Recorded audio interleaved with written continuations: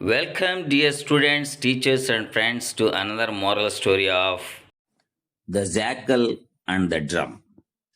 One day, a hungry jackal wandered far away from his home in search of food. He reached a deserted battlefield.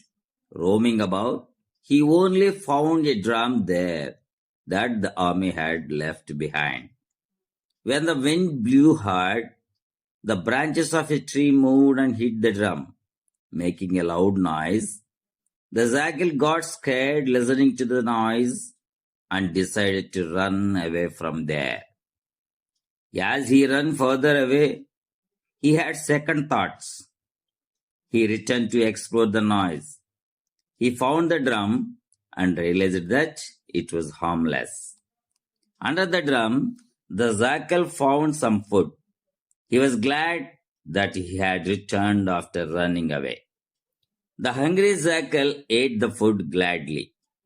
Moral of the story: do not react blindly with fear.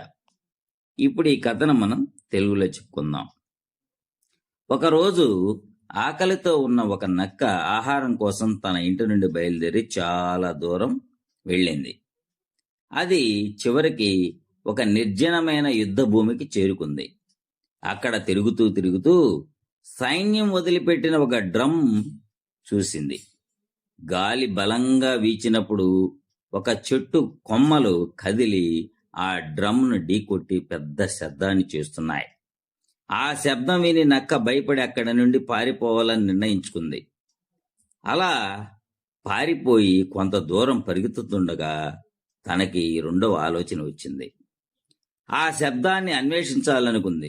అందుకు ఆ నక్క తిరిగి ఆ నిర్జనమైన యుద్ధ భూమికి చేరుకుంది. అక్కడ అది డ్రమ్ను చూసి ఇది ప్రమాదకరం కాదని గ్రహించింది. ఆ డ్రమ్ కింద నక్క కొంత ఆహారం ఉండడం చూసింది. పారిపోయి తర్వాత తాను తిరిగి వచ్చినందుకు చాలా సంతోషించింది. ఆకలితో ఉన్న ఆ నక్క ఆహారాన్ని సంతోషంగా తిన్నది. నీతి: ఎప్పుడు కూడా భయంతో గుడ్డిగా దేనికి స్పందించవద్దు.